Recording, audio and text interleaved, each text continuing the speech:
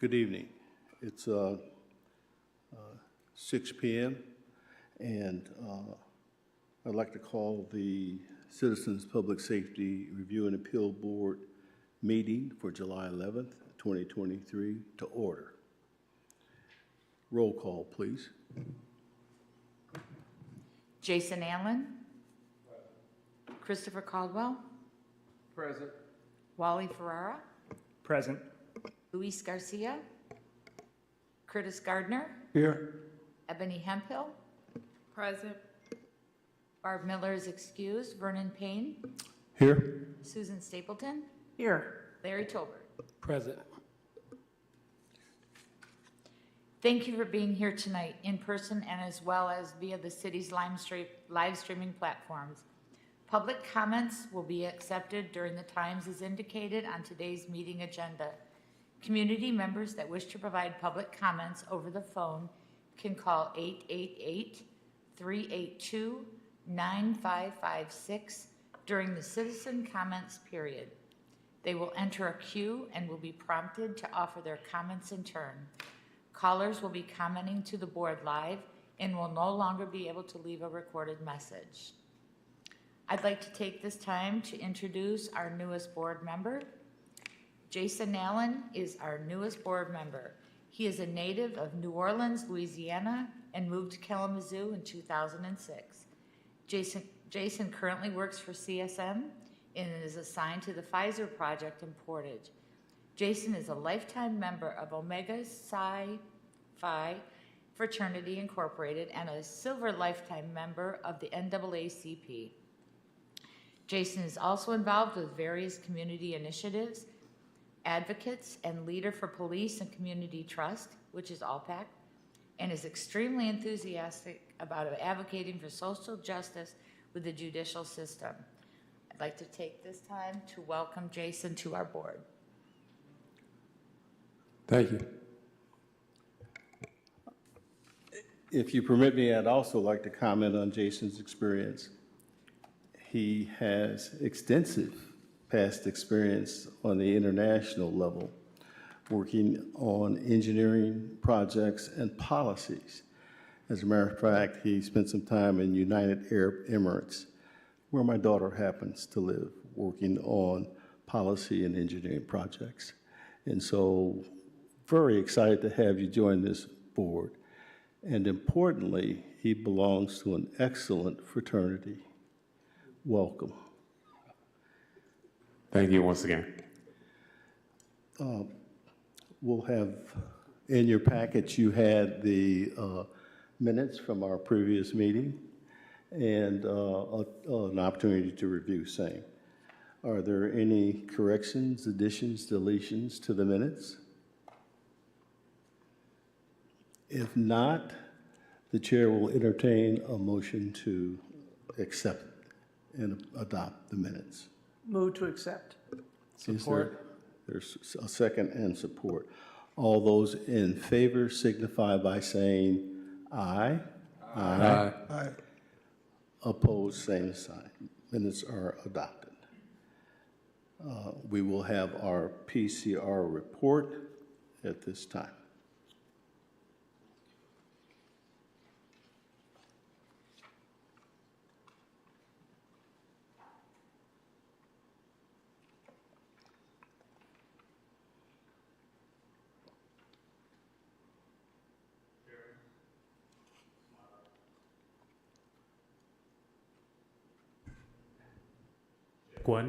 Check one, good, thank you. Good evening, Chairman, board members, newest board member, Mr. Allen, Director Dusick, Ms. Patricia Vargas. You have before you the PCRs from the beginning of this year all the way up to the present of June.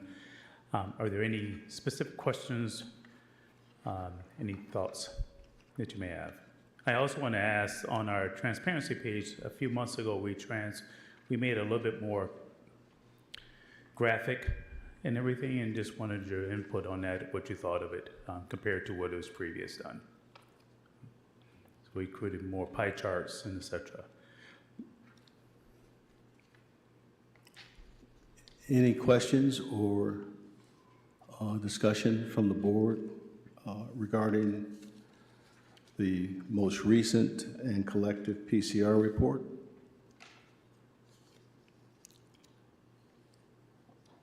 I would ask Chief Green, Yes, sir. is there anything, or are there things in the report that stand out to you as anomalies or significant differences in the reports that you have provided previously? Yeah, thank you. When we showed our Office of Professional Standard annual report, which is also under transparency, it would show that we had a little bit more increase compared to this year. I couldn't explain why. I also asked the inspector, and we're not absolutely sure why when we say decrease the numbers. We like to think that things are better maybe as far as it's a decrease. We don't know exactly why. Put it that way. As far as the number of PCRs, that is. Yes, understood. One of the hallmarks, I think, of the reporting system that we have is the candor and transparency that it provides to the community. And that is consistent with Chief Boyson's approach to providing openness and transparency and looking at serve and protect. Sure. As perhaps opposed to protect and serve. And I think that as long as we continue to provide that openness and access and transparency, whether the report is positive or negative, we own that. And we are not afraid to share that information with the community. That is critical to the success of our department and to this board. So we thank you and we appreciate you for that. And OPS. Well, thank you, and we will continue to not only be transparent but accountable Yes, in the work that we're doing. So thank you. Thank you so much. I just have two quick questions, Chief. For PCR number 12, under status, it has TOTHR. Can you just explain what that means? I'm not familiar with that. Yes, one moment here. So whenever there is a complaint that falls out of, because we take all complaints, whether they're complaints or inquiry or dealing with the city, whenever it comes in, if we transfer it to another division, so it was transferred to the HR division. So that's what that means. Perfect, thank you. Yeah. And then my second question is, when something comes for the chief's review, is there a time frame for how long he has to review those before he has to make a determination? In fairness to the chief, he tries to get out as soon as possible. I would say within a couple weeks, Okay. if not sooner. But as you know, so he likes to turn around quite quickly. Perfect, thank you, Chief. Yep. Assistant Chief. Sorry, no question, please. Yes, one last question Sure. for you, Chief, from me as well. PCR 1 and 2 are withdrawn. When complaints are withdrawn, do we ask them why they have considered changing their mind? Yeah, we do ask for an explanation, and oftentimes, even if the complainant withdraw a complaint, we still continue to look into it to make sure there was no policy violations in the complaint.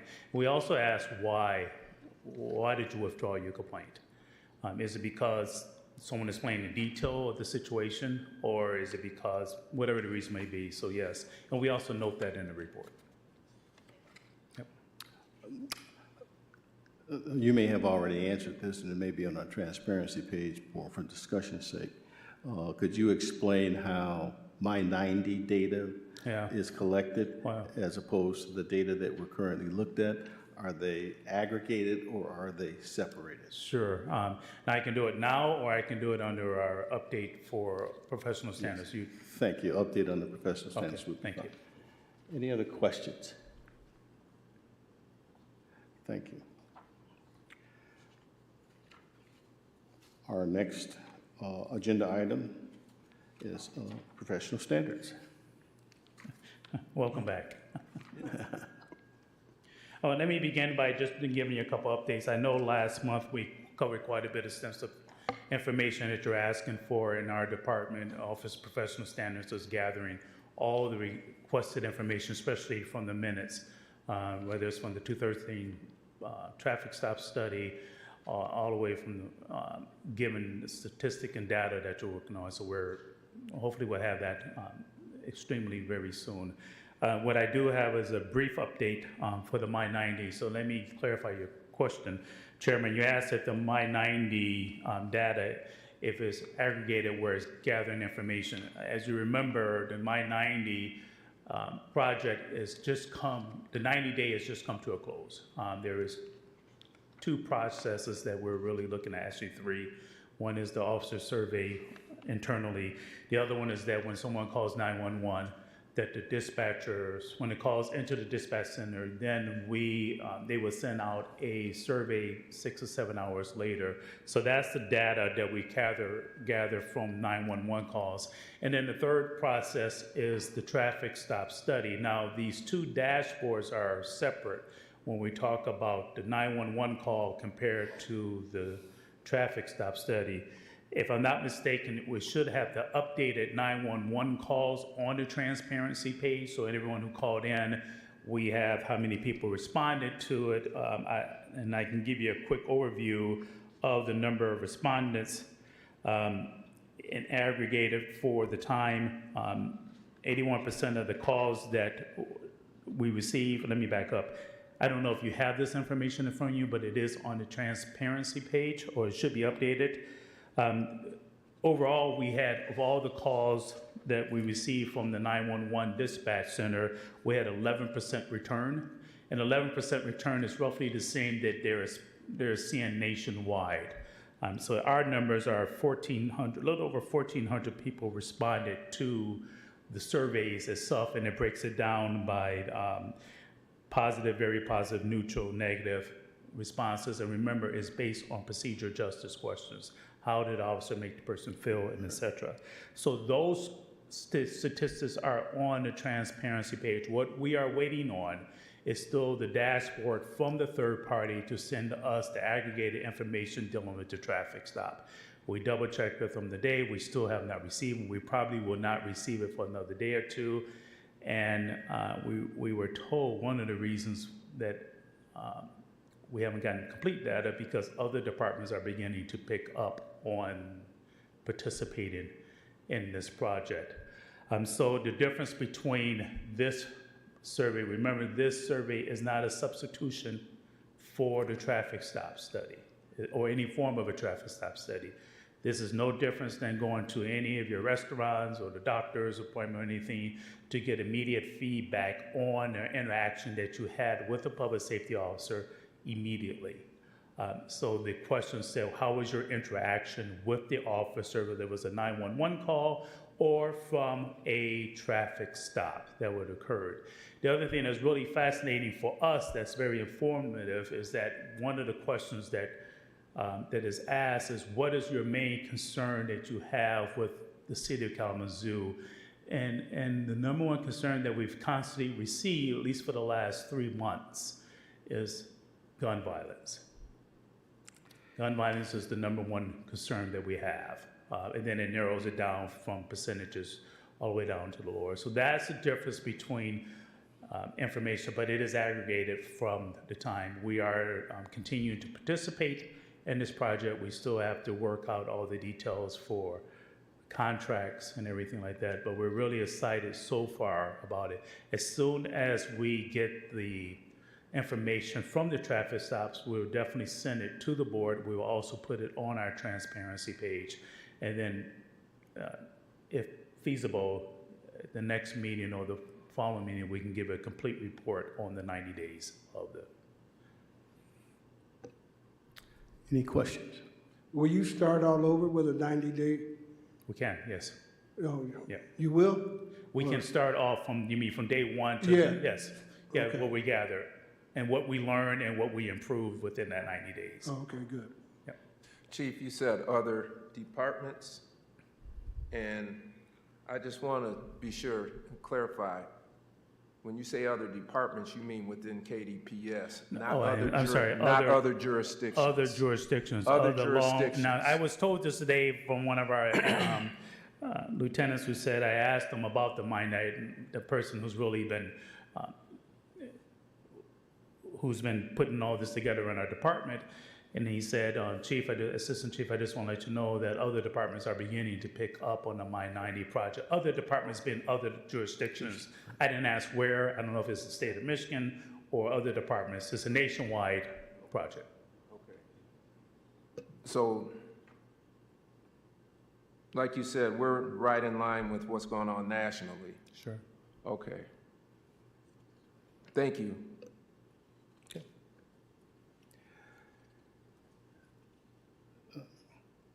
Chief Green, the data that's collected in the My-90, the identity of the citizen is not disclosed. Is that correct? No, it is disclosed. It is disclosed? Yes, because the citizens is the one they put their information in, identified by their ethnicity or their race. So we know who that person is who filed the complaint. And then we're also able to break it down by race and gender of the results. And of the results, was it a very positive encounter or was it a very negative encounter? And the officer's identity is also a part of the data collected. Remember, it's anonymous as far as who the officer is. The officer is not identified. The officer is not identified. The Usually, citizen is identified. it's not. The officer is That was not. that was my question. So one of the things that we have that where we are able to identify the officer is that is when the citizens make the contact, when they fill out the survey, they say, can you add additional information? Whenever you do a survey, is there anything more? And they would say, well, Officer Green made a traffic stop on me, did a fantastic job, and they put Officer Victor Green in there, or Officer Victor Green did a poorly job, and let me tell you why. That's how we're able to identify. So unless the citizen puts the officer's name in the report, the officer is anonymous. Correct. And the same holds true for the citizen. That is correct. It's anonymous. And so when you collect the survey data, how do you use it to impact operations or officer conduct? Yeah, one of the great information that we have is that a lot of citizens are putting in detail what they like and what they did not like. And specific more than just saying that it was a great, the officer did a great job or the officer did a poor job. So that information is very helpful because of the additional information that most citizens are added into the survey. So you use that data that you collect and you interject that into your training regimen for your officers. Yeah, correct. So we find that a lot of officers are not explaining why they're doing a traffic stop. Remember, because they ask those specific questions. Did the officer explain why he or she stopped you? Yes, the officer did explain. No, they did not. If we get majority of no, they didn't, then we have to review why aren't our officers explaining the reason for the stop. Good. So over time, the expectation and the accountability should be the amount of improvement that we obtained from the first My-90 to the sixth My-90 in the areas that citizens were concerned about. Is that how we're going to use that tool? And that is correct. And we're also very conscious of it, whether it's from the chief or the captain of operations or any other division, that we're very conscious of the information that we receive and the feedback. We also share whatever the feedback may be to all the officers. Every comment that is made, we share back on our public screens that we have in the different departments to show what citizens are saying about the officers and in their stops that they make with them. Thank you. Hi, Chief Green. Are the zones recorded where these stops are made. Yeah, I think we have, what, 1 through 6 zones? And, or, you know, these interactions, whether they're positive or negative. And will we, as a board, be able to share in the results that our citizens have provided because of the My 90 program? Yes. So all of this, what I'm looking at right now is the most recent one from, that we got from the transparency page. Do we have that? We don't have that in front of us, right? Okay, but it's Okay. right off the All right. transparency page. And this is public knowledge to anyone Yes, at sir. this present moment. Okay, Anyone can go into it and look at the information on our transparency page. okay. And it breaks it down specifically by the number of contacts, positive, very positive, positive, neutral, very negative, and negative. And it tells you how many people up to date who has participated in that. And then it goes into, again, the questions dealing with the procedural justice. Now, remember, procedural justice is a great format that we're using nationwide to determine how well we're doing with our contact with our citizens. And it also gives you the differences between 30 days versus 60 days versus 90 days on that data. We do not provide, and I paused here because I don't remember seeing this on the dashboard. I have to double check if we give the locations of the stops. I don't think so because it's anonymous and it'd be easy to track back to the location, but I have to confirm that. On calls where the person who's been stopped have a complaint, and let's say they say that he did not say why he was stopping me. Now, there are body cameras for KPS at all times, right? So it seems like a lot of work, but would someone go back and check the body cam to see whether that's going to be in line with the complaint? If we had a complaint that came in that says that Officer Green did not explain why, then it would be a red flag to our department to say, whether it would be someone checking to say, why didn't Officer Green explain why he stopped this vehicle or explain the reason for the stop. So there is a checks and balance system, that's what you're asking. Jason? Chief Green, Yes. quick question for you.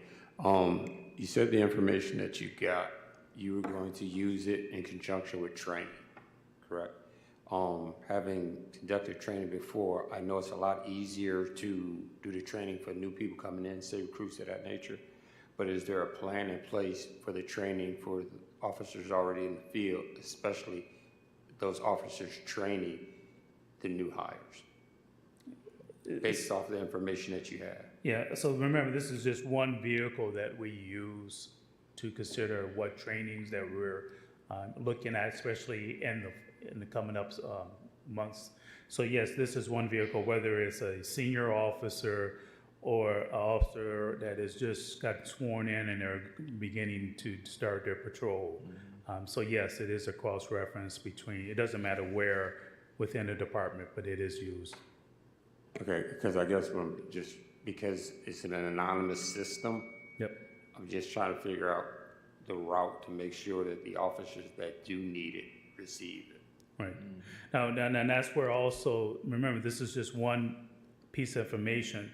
The other piece of information that we use is the numerous calls that we come in, or the PCR complaints, or the inquiries, that we always cross-reference that when it deals with any specific training that we have. So if there's a tremendous amount of training where officers are being rude, then we need to figure out what training we need. Or if there's a training where officers are having difficulty handcuffing someone, then we have to review our training. So that's what we call a meaningful review that we have. So it reaches different layers within the department of each time,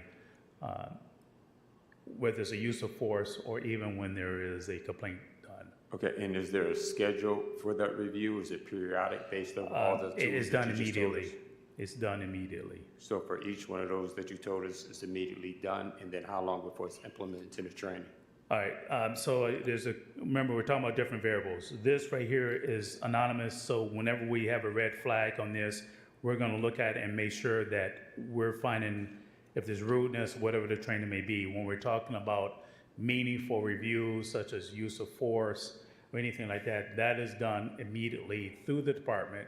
It reaches all the levels, all the way up to the Office of Professional Standards. And then we aggregate everything and say, and we talk to our training division, what common trends are we seeing here with our training? What do we need to implement? And also, what is the state requiring, and make sure we meet those requirements too. Thank you, Chief. Additional questions and comments? Yeah, Chief, is the My 90 just for traffic stops, right? My 90s for traffic stops, is also for 911 calls from dispatch, and then is also for gathering information internally about how officers are feeling about the department. Okay, So it's 3 different levels that we're doing My 90 on. okay, thanks. Chief Green, could you just briefly give us a few comments on your role as co-chair of ALLPAC? Yeah, thank you. I have a slight advantage of being co-chair of ALLPAC. So ALLPAC deals with Alliance with Citizens of Police Trust. For those who may not be aware, they're under the Michigan Civil Rights Commission at the state level. I don't remember how many ALLPACs there are in the state of Michigan. I want to say 7. I could be wrong. And so the Michigan Civil Rights Commission oversees it. And then I know we have one here, we have one in Grand Rapids. I know for sure I was part of the one before I came back to Kalamazoo in the Detroit area. I am a co-chair, so all ALLPACs have 2 co-chairs. One is on the law enforcement side, so I am the liaison to the law enforcement side, and there's also a civilian. And what we do is have monthly meetings to bring in the civilian side and the law enforcement side, and we discuss any current topic that's occurring in law enforcement in the community, whether it's nationwide or specifically local. And then we also try to do seminars or trainings or educational or forums or critical conversations that we bring everybody together in these different areas to talk about how do we improve police and citizens community, police and community relations. And I think I must say on the law enforcement side, I know one of our goals, because we have all the chiefs in this area that's involved in it, and also at the state level, with the state police, and also even some areas at the federal level. FBI. Yes, FBI, DEA, and et cetera. And FBI, you're right, is through the Grand Rapids area. What we attempt to do is, how do we find the magic formula of humanizing the badge? How do we find the magic formula? And that's one of the ways that we look at least this is my perspective on it, and one of the goals is co-chair. And one of the vehicles that we've been able to do that, and I know Chairman Payne and Mr. Allen is all part of it with ALLPAC, is through ALLPAC. So it's and it's open to the public, and every comment and suggestion is welcome. I asked the question because we both serve on ALLPAC, and it encompasses practically every police jurisdiction in the county. Right.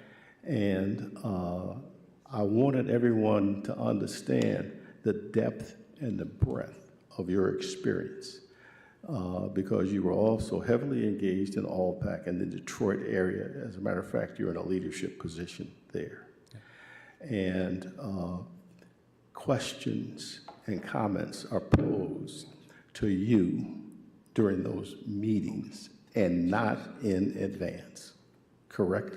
That is correct. And so I simply want to point out that I've watched you in that environment and compliment you on your ability to be straightforward and to answer questions that are presented by people from all over the county in every jurisdiction. And your ability to provide accurate, transparent answers is apparent and appreciated, not only there, but here. Thank you. Thank you. And I welcome any one of you to participate in OPEC. Just sit in when we have our community meeting. I'd be happy to share this information with the city, Director Dusick, Ms. Vargas, to add it to the information for maybe even come from one of your outreach. Thank you, sir. Yes, sir. Appreciate it. The review of the activity tracker. Any comments on the activity tracker by board members who serve on the various subcommittees? There's a couple of things going on that I was wondering if we could participate in. You know, you got the night out coming up soon. We should be part of that. You know, just to, we got the fair that's coming up that Mount Zion gives in August. So we should show up for that too. There's several things that's going on. I just didn't bring the sheet with me that I think we should be a part of. Yeah, any other comments? Yeah, I agree. I think that board should participate in as many of those community activities as possible.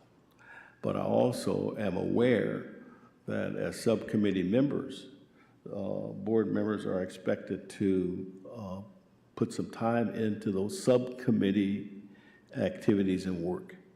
And that's in addition to the time that you spend here during board meetings. And so I'm very much aware of the time commitment that's mounting on the board.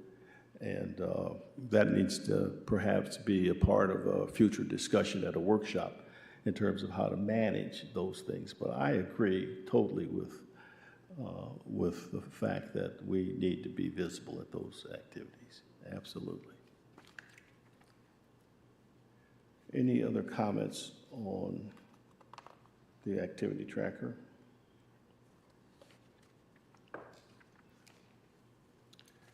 Okay, hearing none, we can move on. Any general board member comments? Not limited to any particular subject.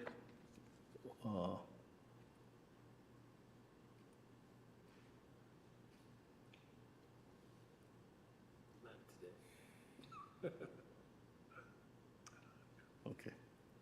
Any comments? Okay. Citizens' comments, which are limited to 3 minutes per person. Are there any in-person citizens' comments? There are none. I am checking the call-in comments, Chair Payne, now.